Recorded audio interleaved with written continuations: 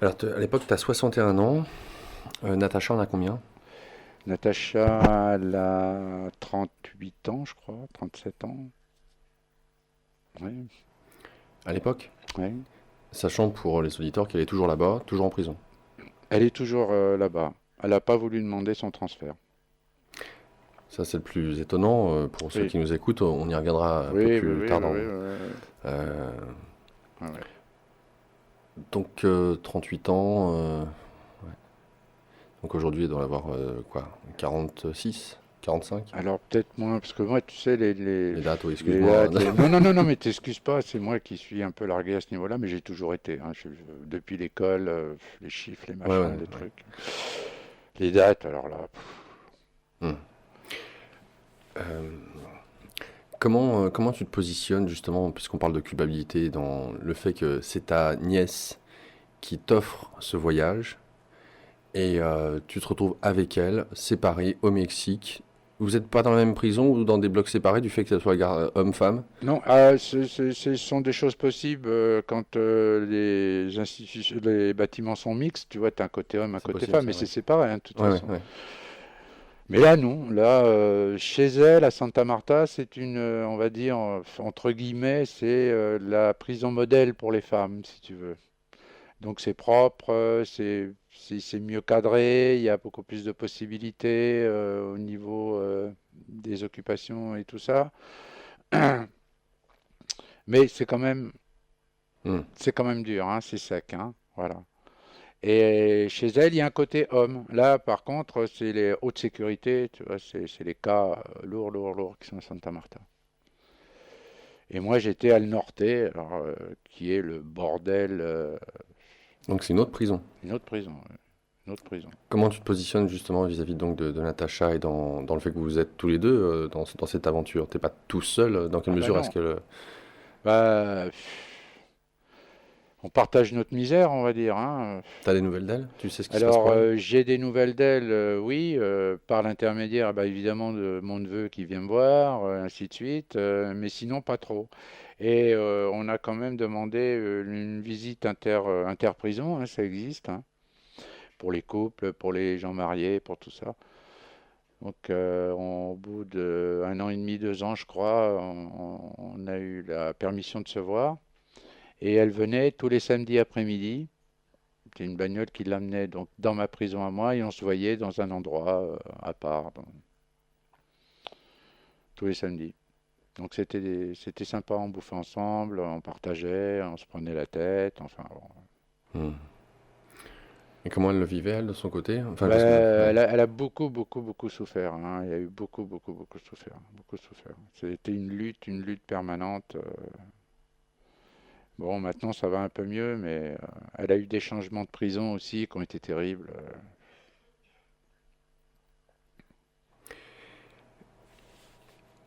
Mais elle est Est-ce, forte, hein. bah, C'est est-ce quelqu'un qu'il de... y a le choix? Oui, mais c'est sûr, hein, c'est sûr que là ça te révèle, mais elle, c'était déjà quelqu'un de très très fort. Enfin, un Hmm. caractère, une détermination, têtu, mais enfin là, ça rend Ah bah, service, avec un hein. prénom comme celui-ci, je veux bien le croire. Oui, oui, oui, c'est quelqu'un, c'est une battante, hein. Hmm. Alors donc, je reviens sur... donc, tu arrives à avoir de l'argent par ton neveu. Tu as apparemment un petit matelas, tapis de sol, je peux bien imaginer. De l'argent, des vêtements, dentifrice, tout ça. Donc, est-ce à dire que tu te trimbales toute la journée avec, je sais pas, un petit sac, un chiffon, un truc dans lequel tu ranges tout ça, une banane, j'en sais rien. Dans quelle mesure est-ce que tu dois rester discret pour pas attirer l'attention, mais en même temps suffisamment être ouvert à ce qui se passe à l'extérieur pour comprendre les mécanismes, savoir à qui tu dois t'adresser et comment faire confiance, sachant que tu es dans un premier temps, le pauvre français qui est là, qui parle pas une langue, enfin, ça serait trop facile de t'arnaquer. Ça serait. En plus, si t'es tout seul, t'as personne qui te protège dans un premier temps. Donc, Oui, mais ils savent pas, tu vois. Ils savent pas. Parce que c'est ça, toi, t'arrives, ils savent pas qui tu es. Donc ils vont te cuisiner jusqu'à savoir qui tu es vraiment. mais tu parles pas. Voilà. Moi, je parlais, mais je leur donnais rien, hein. Moi, je suis français, point, c'est tout, hein. Et Le quand j'ai français. commencé à comprendre le déclic, ils m'ont dit, mais toi, t'es un narcos, toi. Je dis, oui, je suis un narcos. Il me dit, toi, t'es un padrino, toi. Je dis, ah non, pas. Mais je laissais flotter, tu vois. Il me disait, eh, Hmm. si, tu te caches. Parce qu'en général aussi, tu as les gros bonnets comme ça, quand ils tombent, ils donnent une fausse identité, ils se planquent. Parce qu'ils ont plein de contentieux partout. Et donc, la Hmm. prison, elle est gavée d'ennemis, tu vois. Donc, tu peux être pris aussi comme ça, tu vois.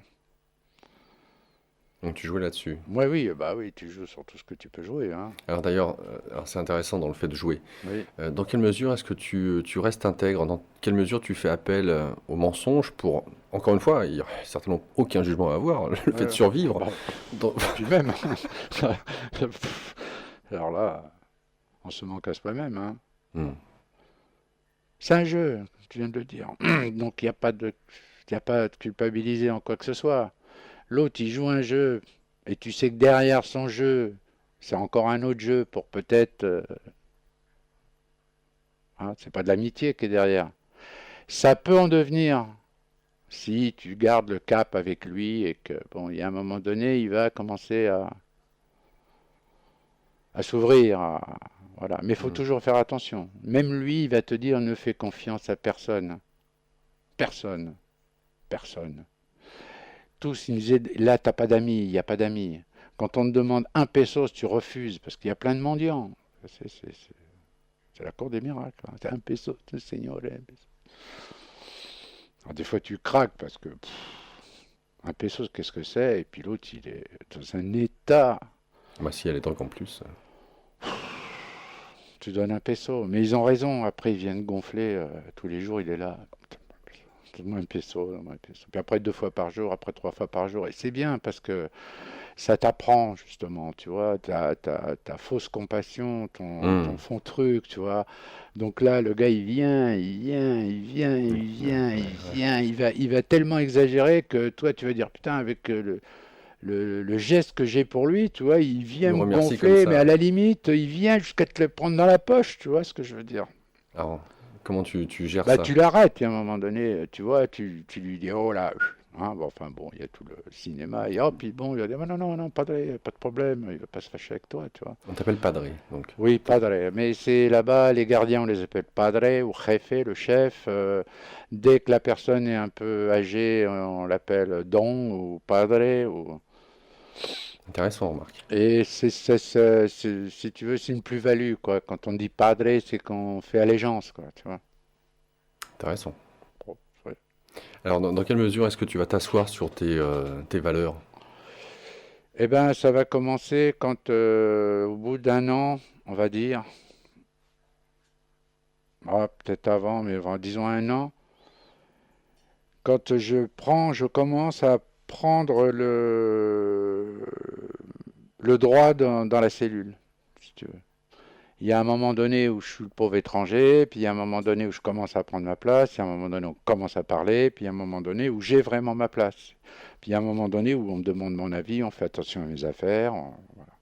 Mais ça, c'est toi qui le dégage, hein, c'est toi qui le fabrique, hein, ça. Alors bien sûr, on va te voler aussi, bien sûr.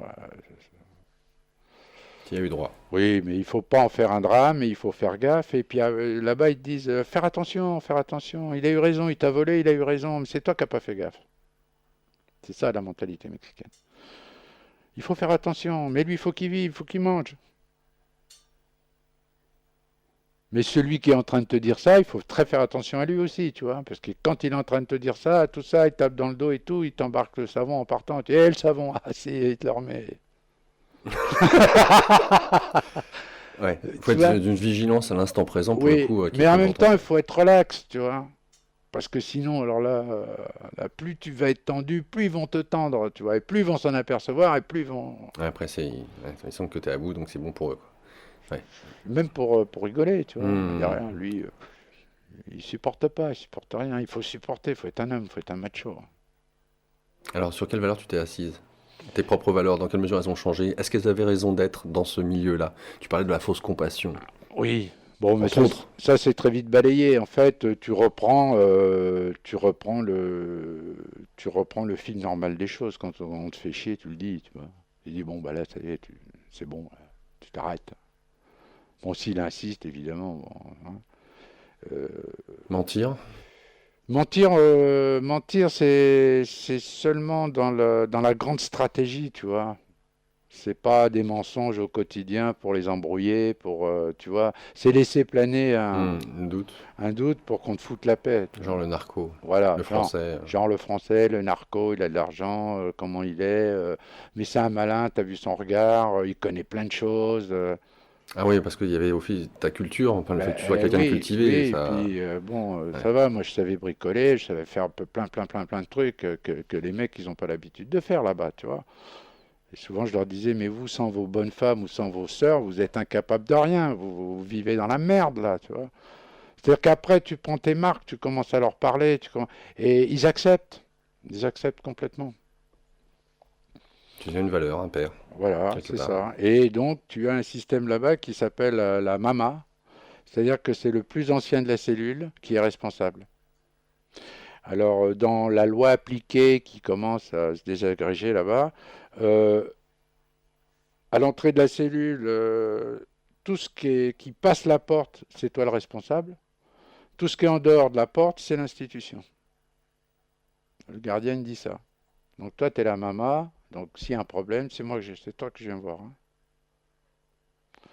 Donc tu as intérêt à bien faire ton truc parce que eux ils font tellement de conneries, tellement de trucs, d'arnaques, de machin, ils n'arrêtent pas, ils n'arrêtent pas, ils n'arrêtent pas. Donc un mec qui fait du trafic de crack ou n'importe quoi, il planque ça dans son lit, machin, il se fait balancer, on trouve ça dans son lit, moi on va venir me voir, on va dire toi t'es la maman, tu permets, mais je le savais pas. Comment tu savais pas? Allez hop, on s'embarque, on va discuter. Ils savent que tu savais pas, mais là ils ont le truc pour eux, tu vois, donc tu vas payer. Donc tu payes, Ouais, tu payes. voilà. Alors comment t'es arrivé justement au moment où t'as pris ta place à Donc gérer ce beau monde de ta bah moi, cellule? ça a été très dur, puis je me suis un peu planté parce que là, si tu veux, j'ai un peu merdé, j'ai été un peu orgueilleux et ils m'ont dit, ben Michel, bon là, après je parlais mieux l'espagnol et tout, ils m'ont dit, Michel, maintenant, c'est toi la maman maintenant. Donc c'est toi qui as le dernier mot, c'est toi qui dis si on fait ci, si on fait ça, si on fait ci, on fait ça. Et même des vieux tolards, hein, ils appliquent la loi, hein. Alors, moi, comme c'était une cellule assez sympa, on avait fait du tri hein, avec l'argent, hein, virer des uns, récupérer des autres. J'ai dit, écoutez, nous, on va instaurer la démocratie dans cette cellule, hein. C'est-à-dire que moi, je suis effectivement la mama. À chaque fois qu'il y a un truc à faire, qu'il y a un problème, qu'il y a quoi que ce soit qui concerne la cellule, tout le monde va donner son avis. Quand on va parler ensemble, on va trouver le meilleur des compromis. Et moi, effectivement, j'aurai le dernier mot. Et alors ça a marché, clopin clopant. Ils sont pas habitués à ça du tout, tu vois. Jusqu'à ce que les embrouilles commencent à arriver, tu vois. Alors comme c'était démocratique, eh ben, celui qui devait laver le canton impérativement le matin, eh ben, il traînait, il le faisait qu'à 8 heures, ou il n'avait pas la vaisselle, ou il faisait pas ceci, ou il faisait pas cela. Et moi j'étais un peu laxiste, tu vois, j'en avais rien à foutre. Moi j'allais bouffer dans les restaurants du Parce qu'il y moment a que des mon lieu. restaurants. Ah oui, oui, oui, ah ben ça on va en parler. Oui, Après, ouais. Alors finis ce que tu es en train de dire, allez. Donc, attends, parce que Là, tu es sur le fait que chacun a des responsabilités au sein de la cellule, oui, et quand il y en a un qui est trop laxiste, toi-même, tu étais alors laxiste, t'en avais rien à foutre. ils m'ont fait chier, hein, excuse-moi, mais c'est le cas de le dire, jusqu'à ce que, en fait, ils testent. Je m'en suis très vite rendu compte, mais ça, j'ai connu ça en Afrique aussi. Ils te testent. Alors, ils le font vachement bien parce qu'ils le font naturellement, tu vois. Mais j'ai pas eu le temps, mais ils voient voir jusqu'à quel moment tu vas te mettre en colère, ce que tu vas accepter, ce que tu vas pas accepter. Alors, si tu acceptes un bout, bon, ok, le lendemain, ils en rajoutent un autre, tu vois, et puis ils te testent, jusqu'au moment où voilà. Ouais, donc ça te demande à chaque fois être juste avec toi, quoi. Voilà. Alors après, tu as les autres, des plus anciens et tout, qui viennent, qui te prennent la tête, qui disent, mais tu fais pas ton boulot de maman, mais alors t'as pas les couilles, qu'est-ce que c'est? Tu vois, ça doit être comme ça, et ça comme ça, il faut faire ça, non, tu dois y passer, Michel, allez, vas-y, je sais, t'es français, t'es pas comme nous, t'as pas l'habitude, il y avait toujours ça quand même, tu vois. Alors il y a un moment, tu prends les boules, tu dis, bon, toi tu fais ça, toi tu sors pas, toi tu fumes pas, toi tu fais pas ci, toi tu fais pas ça. Voilà. Allez. Bon, alors pas de télévision centrale, les Ok, mecs. t'as pas élevé un gamin, mais là, t'en avais Voilà. quoi, 6 au Alors on moins. enlève la télé au milieu, on met un ventilateur et chacun sa télé dans son camaroté, c'est comme ça que ça s'appelle les couchettes, avec des écouteurs, parce que moi j'en ai marre d'entendre le bruit là. Bon, d'accord, padre, ok, ok. Alors ils ont tous fait un peu comme ça, plus ou moins, parce que tu sais, ça lâche, et puis Hmm. ne pas demander non plus, hein. Un milieu carcéral dans la cellule. Surtout que la cellule d'à côté, ils ont les baffes comme ça à fond. Tu as le truc qui vibre. Tu te demandes comment les gens tiennent là-dedans. Hallucinant. Ok. Donc, mentir, oui, mais quand ça sert. Enfin, c'est pas vraiment mentir. Enfin, laisser flotter un doute, c'est pas forcément mentir. Mais tu nous dis que s'il s'agissait de plus grands desseins, si on peut dire ça comme ça, dans ce que tu décris, à savoir finalement les arrangements entre ces différents systèmes pyramidaux, et si je faisais référence tout à l'heure à koh des alliances, du jeu des alliances, Oui, et c'est ça, c'est que ça. alors, comment rester le plus fin possible? L'avantage d'être un étranger, de parler une langue étrangère, d'avoir la suspicion que tu es potentiellement dans les narcotrafiquants quelqu'un de connu parce que tu as de l'argent, que tu parles bien, que tu es cultivé, que tu touches à tout, que tu es discret. Donc ta couverture, c'est pas mal, hein, quelque part, Voilà. là aussi. Et oui, et puis là-bas, si tu veux, c'est un peu les années 50 chez nous. Quelqu'un de cultivé, c'est impressionnant. Tu vois, quelqu'un qui sait lire et écrire, c'est impressionnant. Un maître d'école, c'est padre, tu vois. Respect. Tu vois, il y a ce côté qu'on avait, nous, dans les années 50, tu vois. Donc, effectivement, je représente quelque chose de respectable, si tu veux. Hmm. Tu vois. Puis 61 ans, l'âge aussi, ça va Oui, certainement. l'âge, ça joue énormément, bien sûr, ton attitude, tout, hein. Bon, bah, voilà. En tout cas, ce qui, peut-être pour l'instant, est important de retenir pour les auditeurs, c'est de faire acte de présence le plus possible, parce que quelque part, le droit à l'erreur, ou la marge d'erreur plutôt, elle Oui. est très faible. Il n'y en a pas. Disons qu'en tout cas pour les mamas, pour le rôle de mama par Pour tout exemple, le monde, quasiment, il n'y a pas de marge, il y a pas, tu fais une erreur, tu payes immédiatement, on va dire. Ou c'est quasi immédiat, quoi. Ou si ça traîne, ça va être encore plus terrible, quoi. Moi, j'avais un avantage aussi de ce qu'on vient de décrire, c'est que comme moi, j'avais mon argent pour survivre bien, je ne faisais aucun business, aucun. Donc, pour m'attraper, c'était pas facile, tu vois, parce que c'est par là aucun moyen de qu'il pression, ouais. n'y a aucun moyen de pression. Aucun. En plus, moi, je sympathisais super bien Les gardes. avec les gardes, mais tout le monde, hein. Là-bas, un gardien, c'est pas comme ici. Là-bas, un gardien, il rentre dans ta cellule, il s'assoit, tu lui dis, attends, tu veux boire un coup, tu veux boire un coca, tu dis, ben, j'ai à manger, tu veux manger, on mange ensemble. Il est en service, hein. Mais ok, il mange, alors ça va, ta famille et tout, alors quand est-ce que tu vas sortir? Puis il est sincère, il n'y a pas de... On se fait des abrassos. Et moi, il me considérait vraiment bien. Et moi, je doublais la liste, parce que tu payes une liste tous les jours. Qu'est-ce que t'appelles une liste? C'est un droit à payer pour pas être au garde à vous dans la cour pendant une heure et à faire l'appel. C'est lui qui passe dans toutes les cellules et n'importe où dans la zone de ton dormitorio. Tu peux lui dire, ah, chef, je suis là. C'est 3 fois par D'accord, jour. ok. Et la dernière liste, le soir, tu donnes 5 pesos pour justement le service, entre guillemets. Hmm. Voilà, moi je donnais 10 pesos. Chaque liste. Alors ça arrive aussi parce que ils veulent se faire pardonner un truc, les gars, ou alors ils veulent rentrer après l'heure parce que tu peux tout négocier, hein. Donc tu files un petit pourliche en plus, tu doubles la liste ou tu la triples de temps en temps. Moi je l'ai toujours doublé tout le temps systématiquement.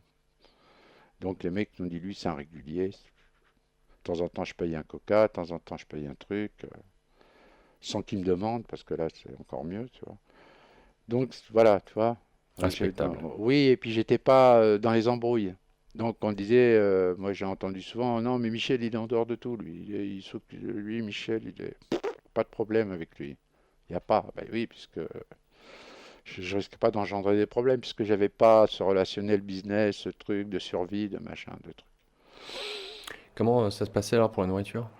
Ah la nature, ça c'est ça, là c'est difficile, hein, là, ça c'est dur, ça c'est très dur, c'est très dur. Alors eux ils bouffent. Alors tu as donc la bouffe de la prison, hein, la bouffe de la prison qui est immangeable, dégueulasse. Et donc tu as plein de restos qui se montent à l'intérieur des dormitorios, enfin des blocs, tu vois, dans les patios, à l'entrée des zones et tout, t'as le vendeur de bonbons, celui qui fait du café, du thé, celui qui fait des galettes, celui qui fait des tacos, celui qui est... Alors avec des trucs de fortune, enfin tu vois, ça serait à filmer, hein, vraiment, tu vois. Alors il y en a, c'est plus ou moins clean, plus ou moins propre, et c'est des concessions qui payent, tu vois. Et ils font rentrer du matos. Alors ils en font rentrer officiellement parce qu'ils ont la permission de faire venir tant de carottes, patates, machin, tu vois. Ils en récupèrent avec la cuisine, parce que là, il y a 15 000 personnes à nourrir. T'imagines le truc qui rentre C'est énorme, quotidiennement. ouais, Donc là, ouais. il y a un détournement terrible. C'est pour ça que les mecs qui se retrouvent avec un bout de poulet comme ça, ça de bouillon dégueulasse, c'est une patate, hein.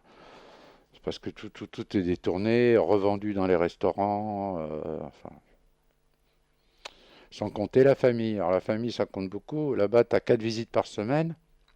La visite dure toute la journée. Et tu peux faire venir qui tu veux. Et c'est une grande esplanade. Et des fois, ils rentrent jusqu'à 3 000, 4 000, 5 000 personnes à la En visite, visite, en visite. T'imagines le monde? Imagine le monde, c'est comme ça. Tu croirais dans un marché, un au souk. voilà.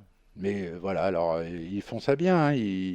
Ils achètent des bâches, tu vois, avec des piquets, Faut tout. Il les y a des tonnelles. tables de jardin avec les nappes, le micro-ondes, la chaîne de musique à fond, la spécialité du mec. Enfin, tout ça, c'est...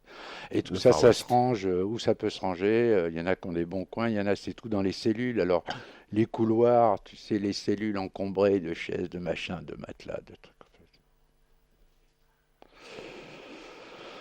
Donc, par la visite, tu vois, il y a un maximum de matériel qui rentre.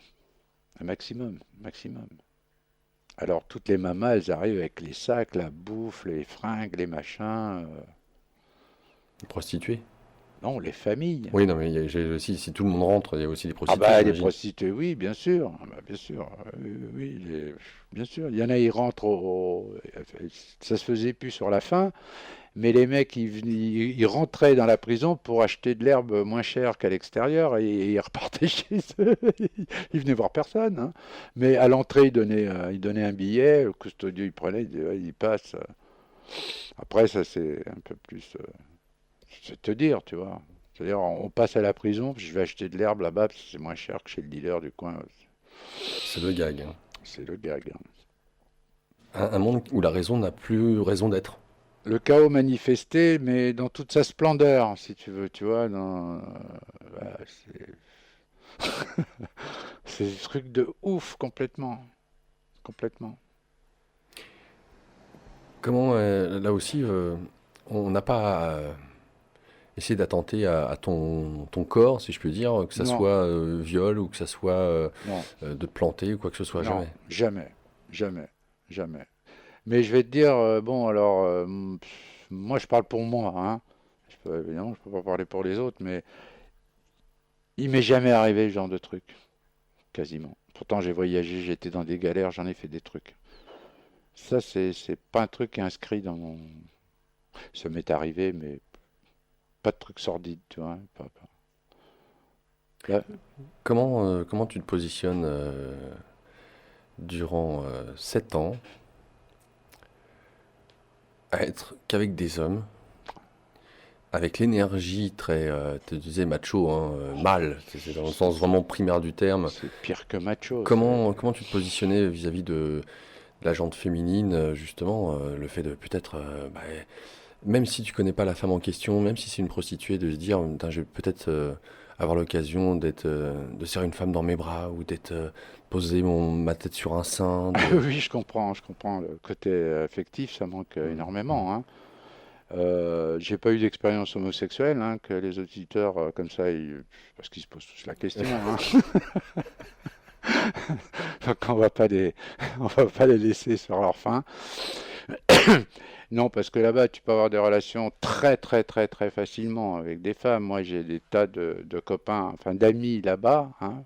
Je parlerai après comment on se fait des amis en Ouais, ouais, prison. tout à fait, ouais. Dont les familles, que les familles venaient voir, et ils me disaient, mais je vais te présenter ma tante, mais je vais te présenter ma mère, elle vit seule, ma soeur, machin, mais Michel, il n'y a pas de problème. Et c'est vrai qu'il n'y a pas de problème pour avoir une femme là-bas. Il y a ce côté, la possibilité à fond, quoi. Donc, tu as eu des opportunités. J'ai eu des opportunités, bien sûr. Alors j'y ai été sur la pointe des pieds, et j'ai pas été souvent, parce qu'il y a aussi plein de pièges là-dedans, tu vois. Là, c'est l'idéal, hein. Même eux, ils se font avoir, tu vois. Genre femme enceinte. Non. Oui, femme enceinte, mais ce qui est le plus à craindre, c'est le viol. Parce il y a tout un coin de l'esplanade qui est bloqué par les cabañeros, ceux qui font des cabañas. Alors la cabana, c'est une petite cabane qui est faite avec quatre couvertures, une cinquième, sur des piquets qui tient avec des ficelles. Et là, t'en as, elles se touchent, tu vois. Donc ça fait comme un petit village, tu sais, avec des passages et tout, des petites places, tu vois. Et ça, c'est que des trucs pour baiser, tu vois. C'est c'est interdit, hein, bien sûr. On n'est plus à ça près, hein, je veux dire là. Oh. Et donc là, tu peux te faire, donc peux recevoir ta femme. Il y a plein de gens qui reçoivent leur femme là. Ils passent un moment, tu vois. Et puis, alors tu peux recevoir n'importe qui. Donc il y a les putes, effectivement. Il y a les copines, il y a tout. Il y a les mecs qui t'invitent. Ils disent bon bah je suis à la cabana avec ma femme, ma sœur. Ils se prennent deux cabanas. Alors tu sais, c'est pour être à l'aise. La musique, tout. T'as les neveux, les enfants, les ballons qui jouent. Tu vois, c'est complètement fou.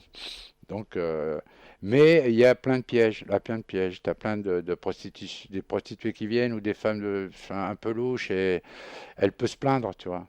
Par contre, s'il y a une plainte de la part d'un civil sur un détenu, alors c'est le détenu 14 et puis là c'est grave, quoi, tu vois. Donc il y en a plein qui se font piéger comme ça. Moi j'ai connu ça aussi en Afrique, mais moins quand même. Mais bon, la nénette, elle se griffe, elle se déchire sa robe, elle sort dehors, elle va voir le gardien, elle dit voilà, il est en train de me violer. Alors, ça n'a pas été le cas dans la prison. Ça. Ce que tu nous dis là, c'est en Afrique, mais pas, Non, non, pas au si, Mexique. là-bas, c'est très fréquent, Ouais, mais justement. pour toi, Non, bah non, non. bah Ouais. quand même, il Le pif. faut avoir le pif, hein, faut pas avoir que la queue à la main, parce que là, c'est... Assigné ton arrêt de mort aussi. Oui, parce qu'entre l'hygiène, entre toutes les conneries, ils font gaffe à rien, hein. Ils font gaffe à rien. Puis après, on sait jamais.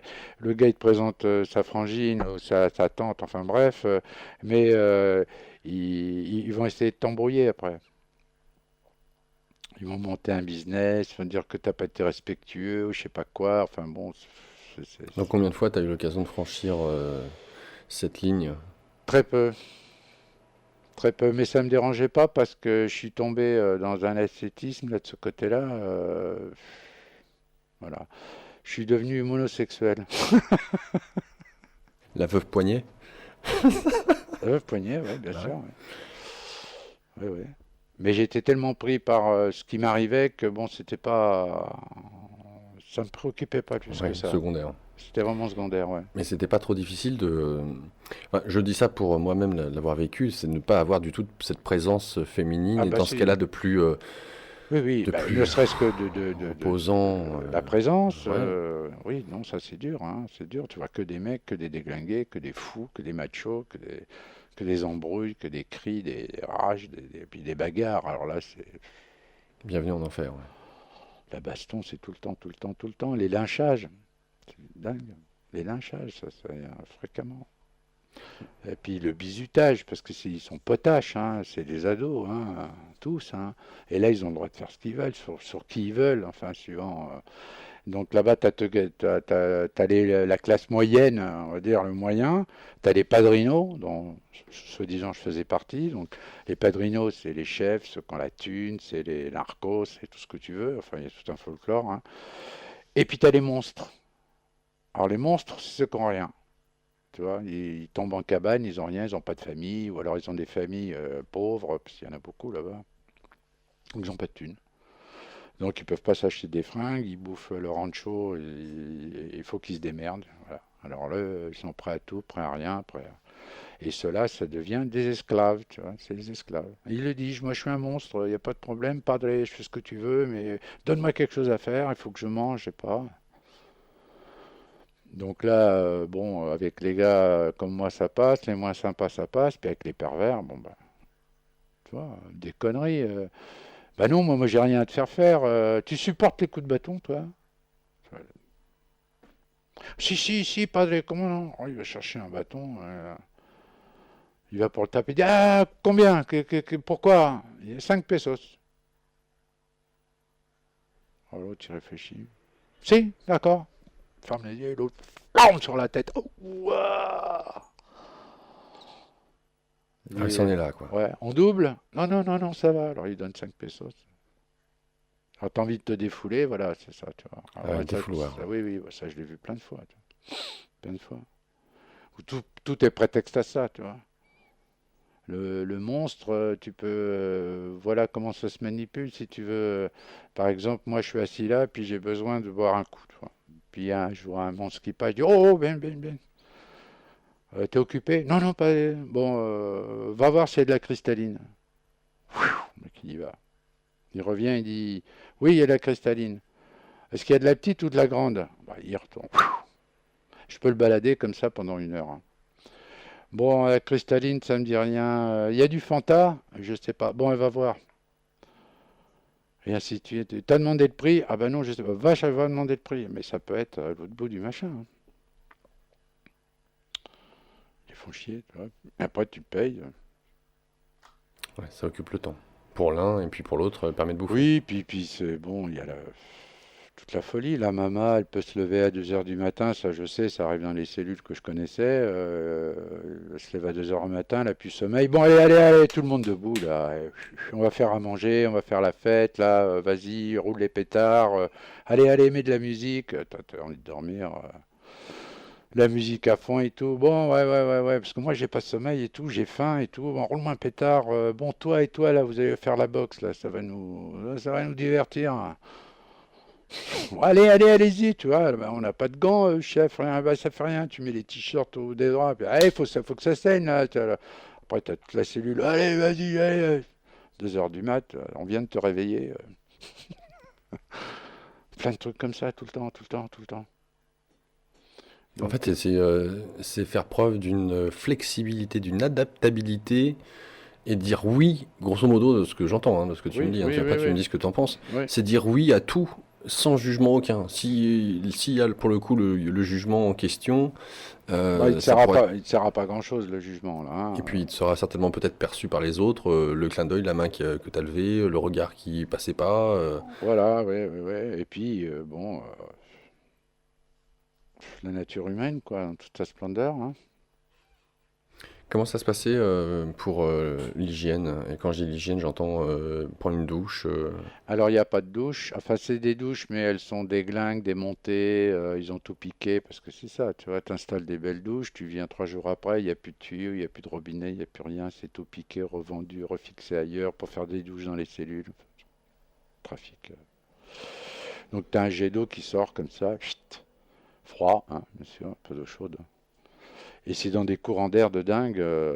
Moi, dans mon thermométrio qui était le moins pourri, c'était un local où il y avait les poubelles. Alors les poubelles là-bas, on passe les détails. Donc toi, tu es en train de te, tu vois. Le truc est bouché, donc tout le monde vient pisser là en plus, parce qu'il n'y a pas de pissoir, tu vois. Je comprends pas pourquoi, mais il n'y a pas de pissoir nulle part. Ils viennent pisser dans les douches, donc tu as une mare d'urine là, qui, tu vois, qui trempe avec des chiffons, tout, parce qu'ils jettent tout, des boîtes en plastique, c'est partout, partout, tu vois. C'est les Et prisonniers qui, entre guillemets, lavent même ce qu'ils peuvent laver. Enfin, je veux dire, il y en a qui sont missionnés, comme tu le disais, oui, hein, oui, mais oui, tu as ceux qui sont missionnés pour laver, pour nettoyer le dormitorio, mais bon, il n'y a pas de enfin, il y a rien pour récupérer. si, ils récupèrent, mais tout le monde jette tout partout, et puis c'est pas récupéré constamment, et puis c'est mal fait, c'est stocké, c'est mal géré, c'est le gros bordel, c'est très très sale, très sale. Ouais, tu Alors parlais ça des rats, des prolifère blattes, de rats, de blattes, de tigres, de de tigres. puces.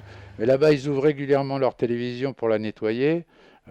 Écoute, moi je l'ai vu 100 fois. Le gars dehors, il démonte le capot, il lève le capot, t'as, je sais pas, 400, 500 cafards qui se déversent. Mais je te jure, je ne mens pas. Moi, j'avais une prise comme ça, et elle marchait plus. Je la démonte, mais dedans, il y en avait 200 peut-être. Toutes là, elles sont là, elles sortent la nuit, puis elles rentrent dans la journée, tu vois. Dans des petits ventilos comme ça, t'en as plein, tout. J'ai nettoyé constamment, elles font sauter le truc, tu vois. C'est gavé, gavé, gavé. Mais le pire, encore les cucarachas, moi je m'en fichais, tu vois. Mais le pire, c'est les punaises, hein. Tu Ça dors pique, pas, ça hein, gratte, ça. Mais c'est... là, c'est l'horreur. Donc là, il faut tout repeindre la cellule, tout boucher. Donc faut qu'avec des mecs qui assurent aussi, parce que tu peux pas tout payer, tu vois. Des merdes pour acheter de la peinture, des pinceaux. Après, il faut tout sortir, repeindre, tout boucher et tout. Il faut que tout le monde prenne sa douche tous les jours, c'est à toi de le voir. Mais pour ça, ils sont pas. Pour ça, ça va. Ils sont propres, tu vois. Quand ils sont propres, ils sont propres. Quand ils sont dégueulasses, on n'en parle pas. Mais Alors donc pour l'hygiène, comment tu disais, près alors des donc, poubelles? on fait chauffer de l'eau dans des bidons en ferraille comme ça, tu vois. Avec, on pique sur ou sur les fils dénudés qui passent ou les prises éventuelles, avec une résistance dans l'eau et tu chauffes l'eau comme ça. Tu vois. Tout le temps, pendant 6 ans, tu chauffes l'eau comme ça. Après, tu prends ton eau, et puis tu vas donc dans le truc des douches, là, que je viens de décrire. Puis là, avec une gamelle, bah, tu te laves. Et tu fais attention qu'on ne pique pas ta serviette, ton savon, ton truc, parce qu'il y a du monde, de la circulation tout le temps, partout ça passe. Tu es en train de te laver, il y a trois, ils viennent, ils pissent à côté, ils te parlent en même temps et tout. Et après ils s'en vont, t'as les autres qui fument le crack dans un coin. Comment tu arrivais, je dirais, à relâcher ton attention? Est-ce que tu pouvais te le permettre s'il Oui, faut faire attention à tout? oui, oui, non, moi je me suis organisé pour ne pas avoir ce truc-là. Je suis d'abord tombé tout de suite dans une très bonne cellule, des gens, on va dire bien entre guillemets, hein, qui m'ont pas fait chier. Et c'était des pauvres bougres qui avaient pas trop de thunes. Donc la cellule, quand je suis rentré, c'était une caverne noire, dégueulasse, pourrie. Et après, je me suis renseigné et tout. J'ai dit, bon, bah, on va repeindre la. Ah, comment on va repeindre? Mais c'est que ça coûte. J'ai dit, je paye. On repeint tout, je paye. Ah bon, si, si, d'accord. Alors, ils étaient contents.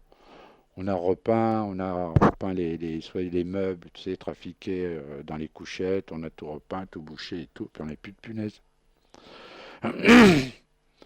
Mais tous les 6 mois, tu vois, il faut. Et donc c'était un peu ton havre de paix, ça? C'était au bout de Voilà. 2 ans? Moi, j'avais de la thune, il y avait toujours du café, il y avait, tu vois, et puis j'ai vu tout de suite hein, le manège. Donc, À partir de combien de temps t'as été maman?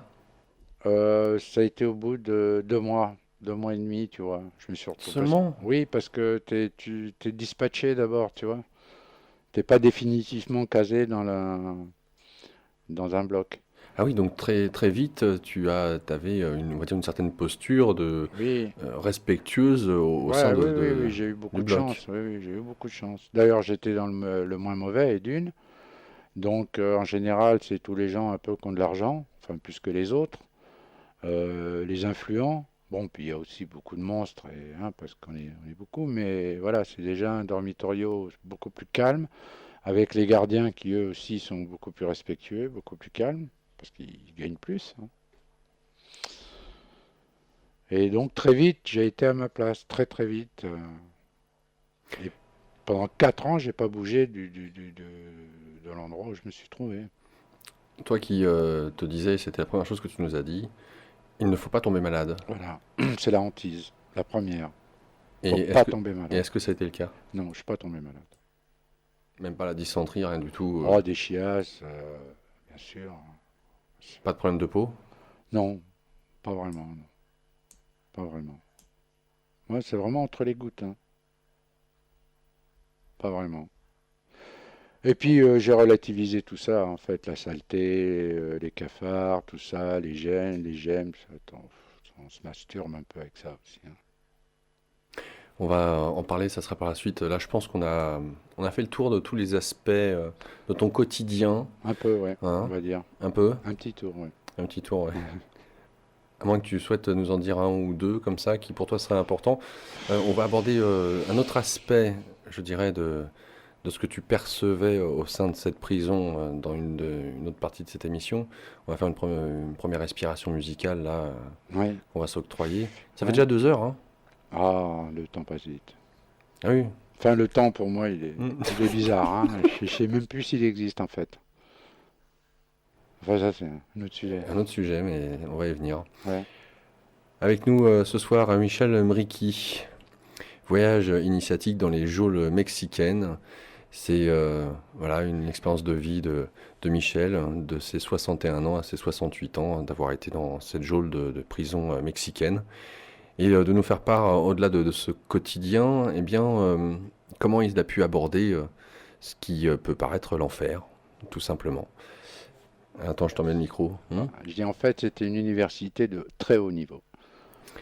Très haut, hein. Ça, Donc tu te retrouves très bas, suivant ce que tu as dégagé. ce soir avec nous, Michel Mriki. Michel, pour nous conter ce voyage initiatique dans les geôles mexicaines, s'étant en prison à Mexico, dans l'une des prisons de Mexico. Michel, on a eu l'occasion jusqu'à maintenant de dresser un peu le tableau. J'ai un peu et encore... Oui, non, non, c'est vraiment, oui. On a survolé, on va dire. Et bon, on peut pas faire autrement. On va pas partir dans les détails sordidos de ces ambiances absolument épouvantables. C'est dingue de traiter les gens de la sorte. En enfer, ça se porte bien. Mais tout dépend, l'enfer peut avoir quelque chose aussi de très risible apparemment. Mais il faut être pote avec le diable, hein. Voilà. Si tu deviens pote avec le diable, bon là on s'amuse avec des mots, hein. Mais en fait c'est ça. Si tu le reconnaître, l'intégrer, voilà. Enfin, moi ça a été mon mot, intégration. Voilà. Apprendre. Et peu le droit... oui, intégrer. Et Intégrer. peu le droit à l'erreur, comme tu le disais, c'était immédiat. Plus le droit à l'erreur, mais plus le droit à plus le droit, enfin, j'aime pas ces mots-là, mais plus de possibilité de séparer. De se mentir. Voilà. On peut plus séparer, c'est plus possible. Si on se sépare de quoi que ce soit, on n'a pas le tableau dans son entier. Alors, qu'est-ce que tu veux dire, se séparer de quoi que ce soit? Alors, tout ça s'est très bien passé. J'ai passé 1 an et demi comme ça, comme on vient de le décrire. Et puis, bon, je vivais, disons, entre guillemets, là-bas confortablement, hein, on va dire, pour un détenu. Donc j'avais mon lit, j'avais tout ce qu'il fallait, j'avais mon DVD, la musique et tout. Donc le soir, avec un petit joint, les DVD, tout ça. Et bon, là-bas, il en passe, il en passe. Et puis j'ai commencé à lire et j'ai commencé justement à voir ce qu'on parlait tout à l'heure, à commencer à faire le bilan. Parce que quand tu te retrouves dans ce genre de situation, eh ben, comme on disait, tu te demandes pourquoi tu es là, tu te demandes plein de choses, toutes les questions arrivent, toute ta vie, hein, débarque, hein, avec tout le côté négatif, puisque tu es dans une position négative, donc tu as tout le négatif qui vient, tu vois, ce côté où on peut avoir l'impression de louper sa vie. Et puis, à un moment donné, c'était tellement fort, comme je dis tout à l'heure, cette récapitulation systématique qui me venait. C'était pas du tout gênant. C'était un peu gênant au départ, parce que j'avais l'impression que je moulinais, que je gambergeais trop. Et en fait, j'ai fait la différence entre l'introspection et la gamberge. C'était vraiment très très net, hein. Alors, comment tu fais la distinction? Alors, la distinction, c'est référence au passé en tant que le passé soit référentiel et non pas nostalgique. Oui, c'est pas. Mais si c'était passé ci, si c'était passé ça, c'est. Oui, déjà ça, tu zappes, hein, parce que Ouais, le si avec le conditionnel, on va nulle part. puis ça veut rien dire. Et puis ça t'éloigne de toi-même, de ton chemin. Voilà, c'est le fantasme, hein. Tu parlais du fil rouge et de voir les causes, conséquences depuis.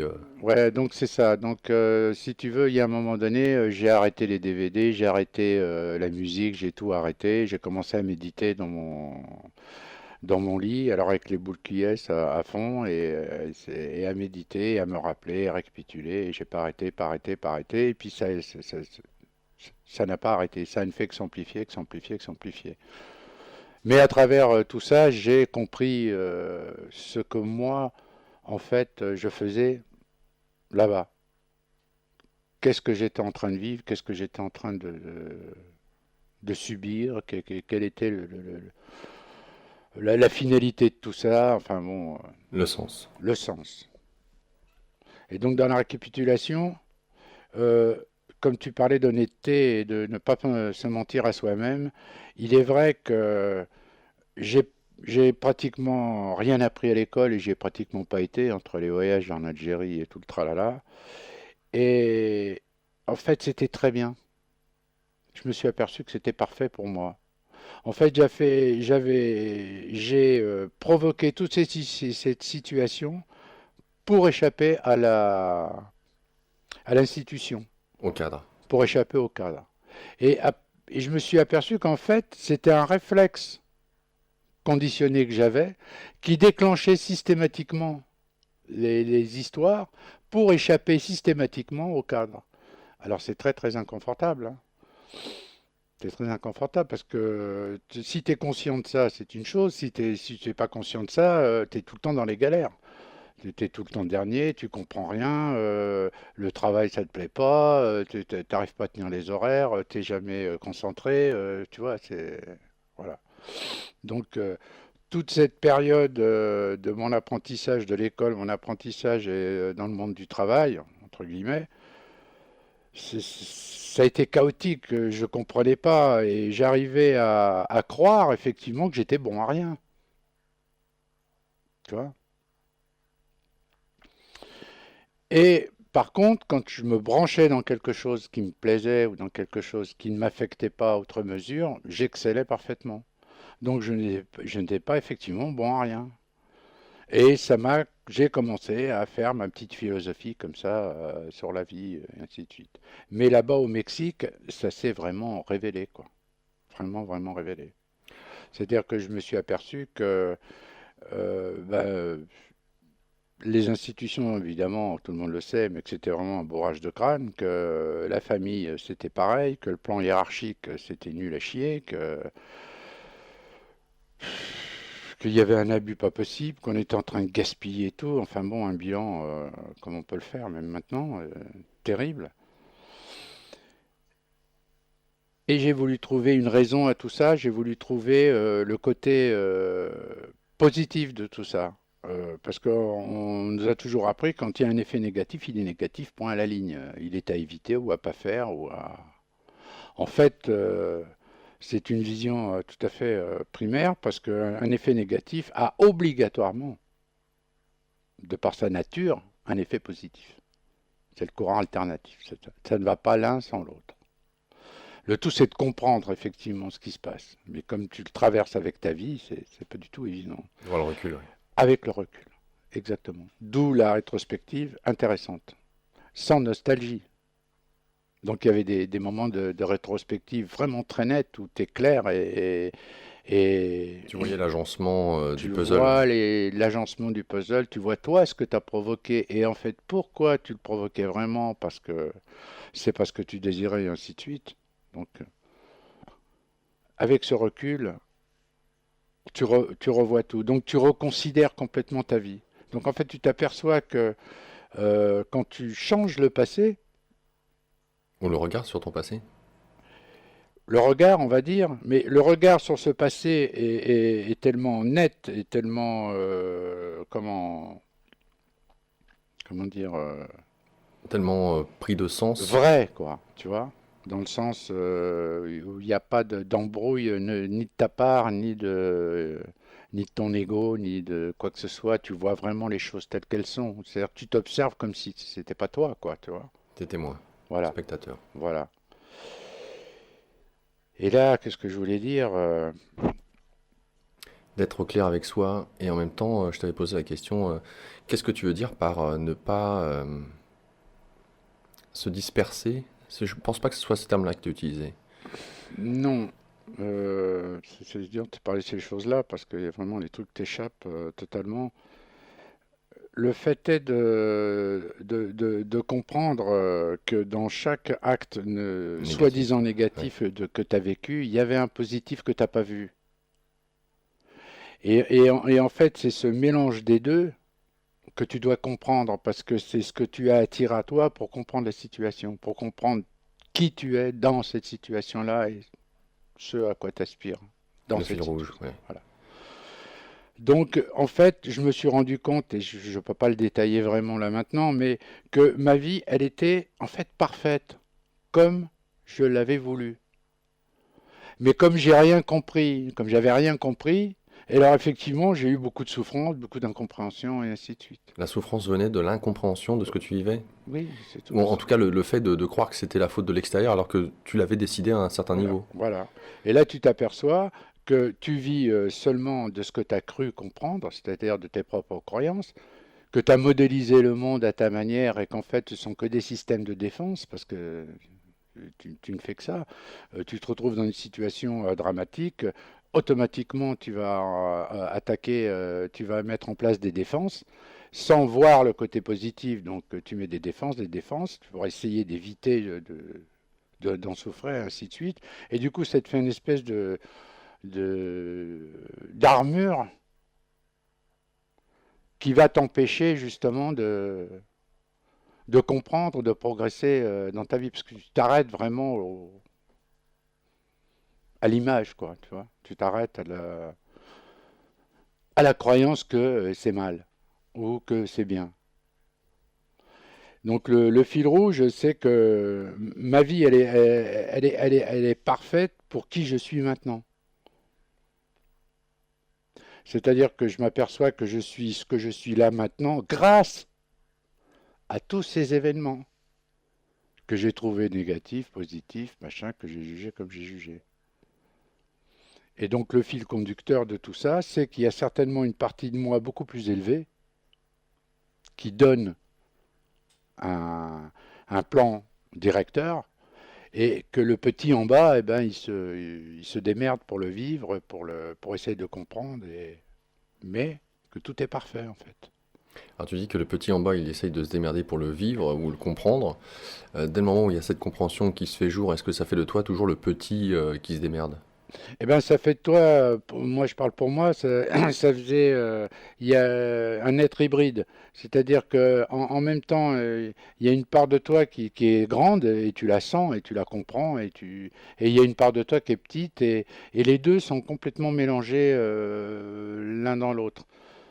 C'est pour ça que si tu veux, j'ai eu beaucoup de mal à avoir cette confiance en moi pour, euh, pour dire ma vérité aux autres. Tu vois ce que je veux dire? Pour moi, elle était claire, mais pour aller la dire aux autres et pour... tu vois, c'était pas...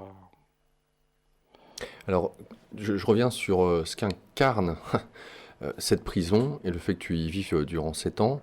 Au regard de ce que tu nous disais de l'enfant adolescent que tu as été, euh, qui ne pouvait pas je veux dire, se mouler à ce qu'on voulait pour lui, et d'être en rejet, tu le dis, hein, enfin, j'ai là, c'est limite épidermique, Oui, hein, oui, oui. contre l'institution, et comme tu le disais, tu avais horreur du conflit, tu souhaitais tout le temps te débarrasser que ce soit de l'armée, même du militantisme, d'être contre quelque chose, et en même temps, est-ce que ça veut dire que c'était de la fuite? Aussi, oui, bien sûr, bien sûr. Ok, alors dans ce C'était sens, même de la complaisance, à un moment donné, si tu c'est-à-dire, veux. Bah, tu veux tellement éviter le conflit que tu rentres tu rentres dans l'histoire de l'autre, que ce soit ton père ou, tu vois, euh, pour éviter le conflit, pour éviter cet incompréhensible affrontement qu'il va y avoir et qui ne résultera. J'étais pas assez affirmé dans ce sens-là. Tu vois. ouais. Ça, il fallait que je le guérisse aussi. Et la prison t'a amené ça. Oui, la prison m'a forcé à justement. C'est quelque part la prison, donc incarnait l'institution que tu cherchais à fuir, mais là pour le coup, on t'a mis dedans et t'avais pas le choix. Voilà, c'est ça. c'est ça. De façon à ce que tu te confrontes enfin à ce que tu fuyais durant toutes ces années, à savoir le cadre, Oui, entre autres, hein. entre autres. Entre autres, quand je dis j'ai été mis en présence de tout ce que je déteste, c'est ça, quoi, tu vois. Ce que peut incarner l'humain, Voilà, le plus alors, sombre, hein, comme tu voilà. disais. Alors, c'est super bénéfique dans le sens où après tu le positives et que tu en tires vraiment les fruits parce que tu te dis, bon, là, je me suis mis face à tout ce que je déteste pour le régler. Pourquoi je le déteste? Parce que ça, c'est important, parce qu'on s'arrête, oh, moi, j'aime pas, parce que c'est comme ça, et puis point, j'aime pas. Et puis c'est naze, tu vois. Oui, mais pourquoi? Mais pourquoi on n'aime pas? Alors après, il y a tous les supports et tout, puis pourquoi? Mais pourquoi? Mais pourquoi encore? Et il y a un moment, eh ben, ça fait comme la méditation, hein, tu arrives à la vacuité, et il n'y a plus rien. Tu aperçois que tes prises de position sont sans fondement, sont que le reflet de tes propres peurs, le reflet de ta propre crasse qui t'est présentée. Et donc, une des solutions, c'est le non-jugement? Eh bien, c'est-à-dire que oui, bien sûr que le pardon, c'est l'ultime guérison, hein, donc c'est arrêter le jugement, oui. Donc, comment est-ce que, justement, c'est défait ce nœud en toi de voir cette humanité dans laquelle tu as été obligé de côtoyer et finalement, de ce que tu n'aimais pas chez l'être humain, d'y être là, et Oui, t'as pas le choix, il est devant toi, et quelque part, c'est soit tu l'accueilles dans ce qu'il est, sans jugement, ou alors tu meurs, quoi. Grosso modo, c'est ça. Si ça veut dire que si tu avais été en résistance, ah oui, je voilà, ne serais c'était pas fini. devant toi en train de Voilà. te raconter ça, hein. Ouais, ouais. Ou dans un piteux état et Hum, certainement pas à la radio. hum, hum, hum. Oui, oui, bien sûr. Alors que ça implique quoi d'être. Comment faire face?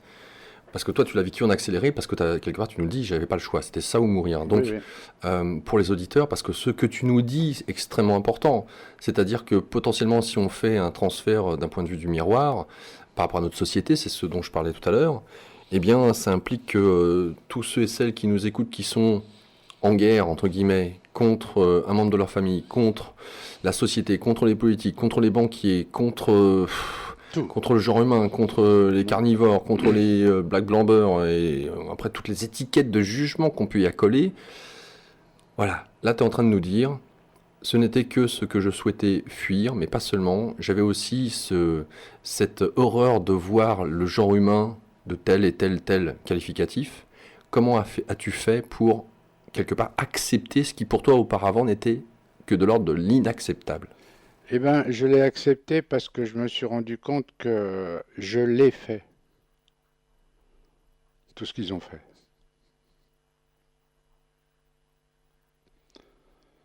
Quand tu as des flashs importants de retour, tu as aussi des vieilles réminiscences de vie qui te reviennent, tu vois.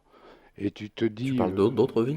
oui, des autres vies, quand tu as des engouements pour les armes, alors que dans ta famille, ou c'est que c'est un rappel, enfin bon, des choses comme ça, quoi, hein. Et donc, j'ai fatalement été pirate, coupeur de tête, violeur, voleur, homme, femme, enfant. Il y a un niveau, il y a un niveau de perception et d'ouverture à un moment donné où tu te rends compte que toi aussi, tu fais partie intégrante de tout ce qui t'entoure, de par le fait que tu es passé par tous les stades aussi.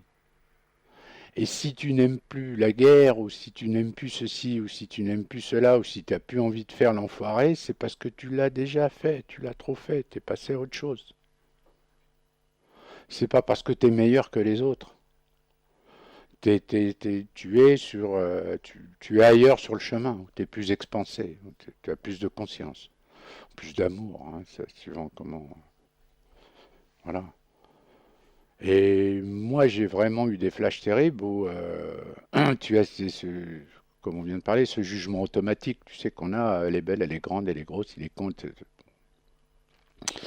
Là-bas, ça s'arrête parce que si tu veux aussi, le monde social s'arrête. Tout se fige. On est tous en beige, c'est toujours le même jour.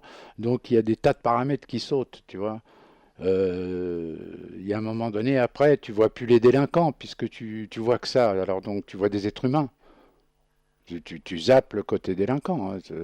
Tu zappes le côté différence, on est tous habillés pareil, tu zappes euh, la culpabilité, tout ce que tu veux. Il va dire, mais toi, tu viens me faire, tu peux pas donner de leçons à qui que ce soit, puisque toi, tu es déjà en beige aussi. Tu vois ce que je veux dire? Personne ne peut donner de leçons à personne. Donc, dans cette espèce d'ambiance, tu, tu arrives à quand même à sortir, tu sors d'une société pour entrer dans une autre, mais qui est complètement différente, avec des repères complètement différents. Ce qui te permet certainement aussi d'avoir un autre regard, en fait, au bout d'un moment. Parce que si tu détestes les bandits, entre guillemets, là, tu peux fréquenter personne, hein. Tu vas rester tout seul comme un con, c'est pas possible, tu peux pas, tu vois. Et puis moi, de ma hauteur, si je puis dire, je me suis toujours réalisé à travers les autres. J'en ai conscience. Donc là, c'était pareil, ça continue, la vie continue, tu vois. C'est genre, la vie continue. Oublie dehors et fais ta vie ici, dedans. Donc si fais ta vie ici, dedans, ça y est, il y a plein de paramètres sociaux dont tu tiens compte d'habitude qui sautent automatiquement. Tu comprends? Tu vas pas être tous les 5 minutes, ah oui, mais toi t'as violé, ah oui, mais toi je te fréquente pas parce que t'as volé. Après, c'est Pedro, André, Marcel. Toi, tu fais plus gaffe. C'est énorme parce que en même temps, tu es en train de dire aux auditeurs, alors que toi, tu es entré dans cette prison parce qu'il y avait de la coke dans ta valise, hein, soi-disant. Et en même temps, ce que tu es en train de dire, c'est que. Alors, je sais pas s'il y avait des violeurs, parce que peut-être que les violeurs, c'est Oui, il y en encore avait. autre chose. Il y Non, en avait non, aussi. Ouais. bien sûr. Ah, mais attends. Beaucoup. Ok. Donc, voleurs, meurtriers, et tout ce qu'on peut imaginer. Là, je donne peut-être des cas de psychopathes en puissance. Mais en tout cas, de ce qu'on est en train de nous dire, c'est accepter l'autre pleinement et entièrement dans ce Oui, qu'il est, sans jugement. voilà. Et ça, c'est énorme pour bon nombre de personnes Ouais. qui nous écoutent d'ailleurs. Euh, et en même temps, quand tu nous parles de ces vies antérieures, que tu te reconnais, que tu as été tous ceux-là là, qui sont avec toi, Mm. tu parlais de méditation à un moment donné, de faire ce recul dans ta vie déjà présente. Euh, Comment advient, je dirais, ces réminiscences de vie passée? Est-ce que c'est quelque chose de vraiment tangible quand tu nous en parles? Euh, Est-ce qu'on peut parler d'expérience, alors je ne sais pas si vous qualifiez de Oui, oui, transcendante non, ou mais autre? je vois très bien ce que tu veux dire. Il est évident que d'un seul coup, t'as pas une vidéo en HD qui défile et puis tu dis, tiens, ça c'est moi, je suis un chevalier, je suis en train de détroncher tout le monde. Hein, bon.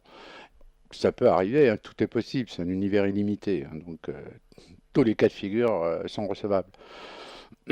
Mais c'est surtout au niveau de la sensation, du ressenti, tu vois, du niveau du ressenti. Et il y a un moment donné, à cause de la grippe aviaire, ils voulaient supprimer 2 visites par semaine. Ils l'ont fait parce qu'ils tentent toujours des trucs, enfin bon, bref. La drogue, on n'en rentrait plus. Pour des raisons justement de sécurité, ils avaient vraiment bouclé le périmètre. Et donc, donc même les gardiens ne pouvaient pas trafiquer. Il y a eu une mutinerie. Ils se sont mutinés pour ça. Et quand ils se mutinent, en fait, ils s'attaquent entre eux. Ils n'attaquent pas l'institution. C'est un bloc qui attaque un autre. C'est comme ça. Donc, on s'est retrouvé à s'affronter entre le bloc 5 et le bloc 4. Moi, j'étais dans le bloc 4. La situation s'est envenimée parce que là, il n'y a plus de gardiens, il n'y a plus rien, c'est fini. Eux, ils ont tout démoli dans leur bloc, ils ont brûlé les matelas, ils ont défoncé la tienda, c'est une épicerie qui a par bloc. Ils ont tout viré, enfin, ils ont fait un truc pas possible et ils ont commencé à nous attaquer. Donc nous, on a fait des barricades avec des meubles en fer et tout, on a démonté les pieds de table et tout pour se battre. Et tout. Enfin, mais t'as 300, 400 mecs de chaque côté qui s'affrontent. Ça fait comme à la télé quand tu vois les barbares en train d'attaquer dans un film. C'est complètement hallucinant. Pour venir voler, tout simplement. Donc tu t'es battu aussi. Non, moi j'ai pas eu l'occasion, je suis resté aux arrières, on a eu 3 assauts et puis ça s'est calmé parce qu'on a bien défendu enfin l'ensemble a bien défendu le dormitorio. Mais c'est d'un folklore, mais c'est kitsch hein, en même temps, c'est complètement dingue. Hein. C'est- Moi, il y avait un mec qui était, il était pas de Macélie, il était un peu plus loin, 1 m 82 mètres, large comme ça, tout poilu, mec super gentil, hein, sympa quand même. Et lui, il avait une chaîne avec des maillons comme ça, qui faisait une boucle comme ça, et un cadenas comme ça au bout, tu vois. Et lui, il a des mains comme ça, tu vois. Il a fait tourner, boum, il était mort de rire. Enfin bon, dans un tumulte, puis après les CRS, enfin locaux, sont rentrés avec les flashballs, les trucs, les bombes lacrymo. Ils ont fait rentrer la drogue tout de suite en priorité, et ça s'est calmé. Et je te jure, 2 jours après, c'est comme si rien ne s'était passé. C'est une mutinerie quand même, hein. Même pas dans les journaux, rien que dalle. Il y a eu des morts, hein, mais les morts là-bas. Moi, quand je suis rentré là-bas, il y avait, en moyenne, hein, c'était la moyenne, ça a duré peut-être, parce qu'il y a eu la période d'été, je sais plus, enfin, ce qu'ils m'ont raconté. Pourquoi? Enfin, on était à un mort et demi par jour. Par jour. Alors, il y a 3 jours, il se passe rien. Le quatrième, il y a 5 morts. Il y en a trois là, un au kilomètre, l'un qui s'est fait pendre dans la douche. C'est hyper. Comment Donc, pour en revenir à ce qu'on disait, si tu veux, tu t'attardes plus à ça, puisque ta vie, c'est ça. Alors, si tu veux que ta vie, elle ait un tant soit peu d'harmonie, en fait, ce qui te convient, tu es obligé, à ce moment-là, toi, de faire vraiment l'effort d'aller vers les autres. et comment a été pris le fait que tu ne participes pas, que tu étais en retrait vis-à-vis des barricades et de la mutinerie? Non, les barricades, c'est là, c'est eux qui te le disent. Hein. Ils te disent, non, non, pas de vrai, tu restes derrière, nous, on y va. Hein. Ah, il y a ça aussi. Hein. Parce que moi, je suis arrivé à un stade où on m'aimait bien, hein, quand même. J'étais protégé, il n'y avait pas de problème. Hein. On m'aurait même pas piqué une paire de chaussettes. Mais ça, si tu veux, c'est un travail voilà, de 6 ans. Hein. Oui, parce qu'en plus, ce que tu nous dis, enfin, ce que tu me disais hors antenne, c'est qu'à un moment donné, le côté un peu brumeux de la suspicion que tu laissais planer sur qui tu étais réellement, à savoir potentiellement un narcotrafiquant français qui a de la thune, etc. Même ça, c'est tombé assez rapidement d'ailleurs, Oui, oui, apparemment. oui, oui, oui, oui, oui, oui, oui. Et d'ailleurs, dans mon entourage proche et même après, je leur disais la vérité. Je leur disais, mais non, mais moi, je suis pas ci, je suis pas ça, je suis pas narcos. C'est ma famille, mes amis. Alors, ils étaient, ah, la famille, je dirais, moi, j'ai une famille. Ouais. Après, j'étais carrément transparent. Et puis une fois que tu es accepté, ça y est, quoi. Et cette transparence ne t'a jamais mis en danger. Et c'est Non, ça qui non, est intéressant. non, non, jamais, non, Le fait jamais. d'être transparent, d'être qui tu Non, es. non, non, jamais, jamais, jamais. Je suis le seul mec, peut-être que c'est prétentieux de dire, mais un des seuls qui gardait l'argent des autres. Hein. De plein de mecs. Hein. Même des monstres. La grand-mère venait voir, elle donnait 100 ou 200 euros, 100 ou 200 pesos parce que je venais tous les 6 mois le voir.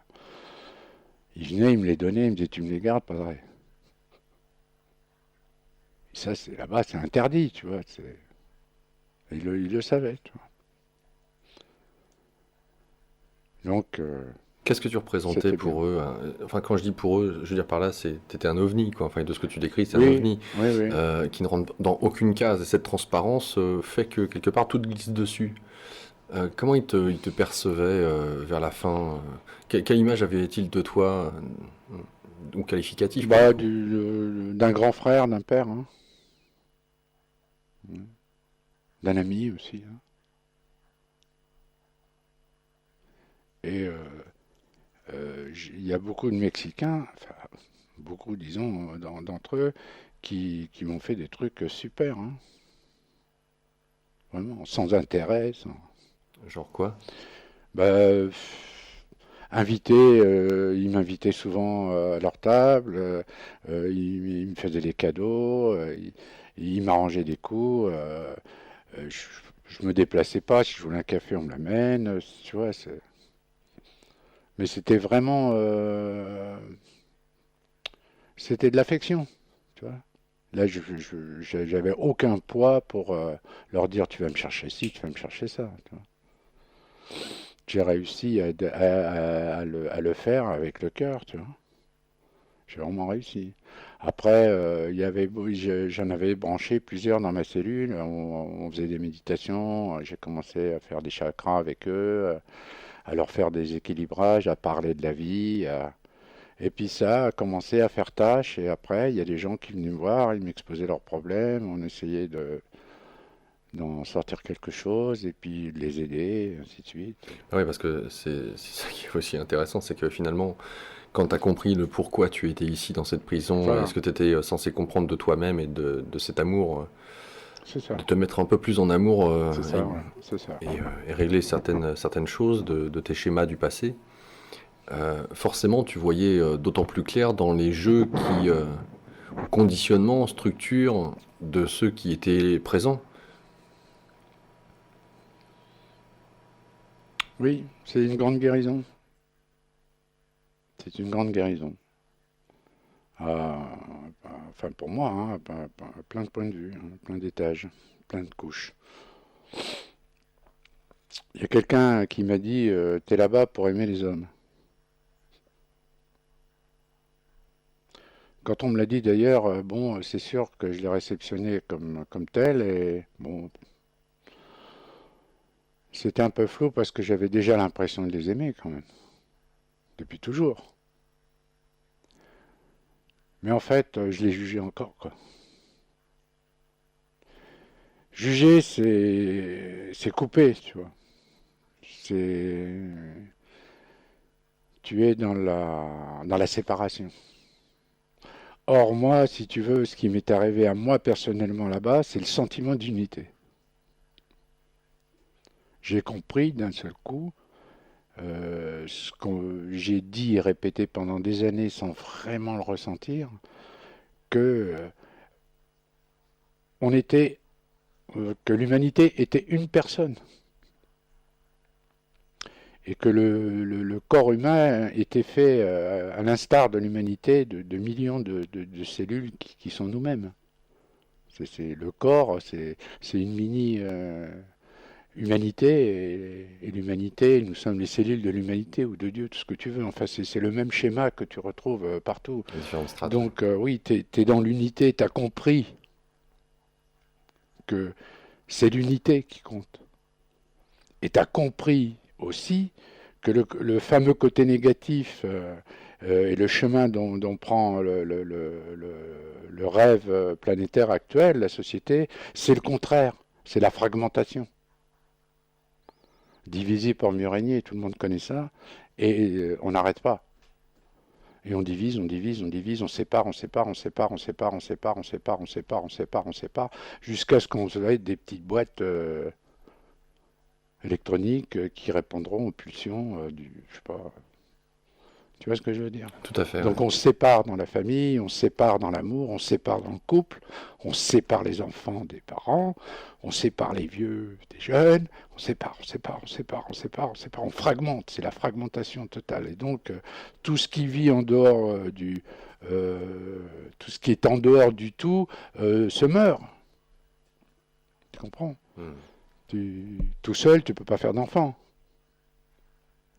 C'est une loi fondamentale qui nous est imposée ici dans le protocole de la 3D. C'est la polarité mâle-femelle. Et alors, c'est effectivement pour procréer, mais c'est aussi pour comprendre quelque chose. C'est pas seulement pour faire des mômes. C'est pour comprendre que c'est à travers l'autre que tu vas te réaliser, et c'est à travers l'autre que tu vas perpétuer la race, et c'est à travers l'autre que tu vas construire une société, et ainsi de suite, ainsi de suite, ainsi de suite. Et c'est à travers tous les autres que tu vas comprendre qu'en fait, c'est que toi-même.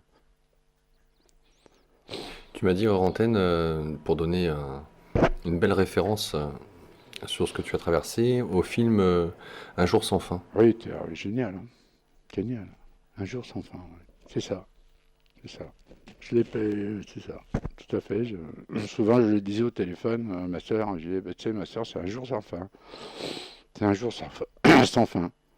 Avec bah, son côté chiant, son côté génial, son côté fou, son côté. C'est un jour sans fin. Et donc, c'est un champ d'investigation, une fois que tu es bien branché, hein, c'est génial. Complètement génial.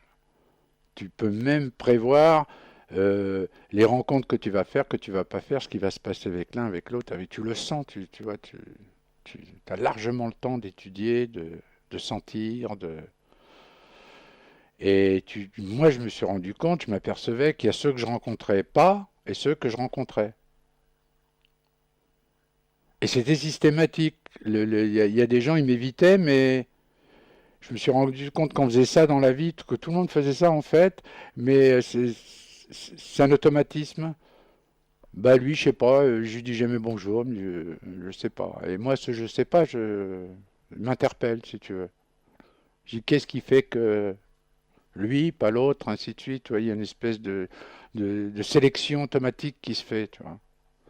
Et effectivement, toi, plus ce que tu dégages va activer va donner, si tu veux, une teneur à cette sélection. Donc tu vas fatalement attirer plus des gens qui te conviennent que des gens qui ne te conviennent pas du tout. Par contre, il y a le phénomène inverse aussi qui va se produire, c'est on va t'attaquer vraiment, tu vas te sentir attaqué, mais en fait, le type cherche la communication. Mais il est parti dans sa façon à lui de communiquer, dans sa façon de comprendre la vie, et il va choquer d'abord. Donc si tu as capté que c'est ça, c'est les arts martiaux, hein. Tu laisses passer, tu t'inscris avec lui, et après on danse ensemble, hein. Et ça, c'est super intéressant. Donc, pour faire écho encore une fois à Un jour sans fin, le héros de ce film, qui est pétri d'orgueil, Oui, un nombril énorme, et euh, qui, de fil en aiguille, puisque c'est la même journée qui se répète, bah, commence à se faire plaisir en même temps, hein, et à jouir finalement de ne plus voir le mal à mais l'extérieur. là, tu vois, ça rejoint peut-être un peu ce que je disais tout à l'heure, le personnage du jour sans fin, qui est pétri d'orgueil et donc de tout ça, se retrouve dans un no man's land où il y a plus il a plus ce pouvoir en fait. Puisque lui, il devient fou, c'est le même jour tous les jours, donc il perd le. Ouais. Tu vois, Ah, il pète un plomb, il il pète se un plomb. suicide plusieurs fois. Ouais, voilà, c'est ça, il pète un plomb et il va falloir qu'il s'adapte à ça. Et c'est ce qu'il fait. Pas le choix. Ouais, ouais, il n'a pas le choix. Et la porte de sortie, c'est l'amour. Voilà, c'est ça. C'est pour ça que je dis que ben, El Norte, c'est une université de très très haut niveau, hein. C'est-à-dire que là, mais bon, voilà, c'est pour nettoyer le côté obscur de l'âme. En tout cas, celle qu'on veut pas voir. Mais qui n'en est pas au final. Mais non, c'est pour le nettoyer, alors on va dire pour le positiver, ça, après t'as tous les superlatifs, les mots, les machins, mais en fait c'est ça, tu vas voir le côté noir de cette personne.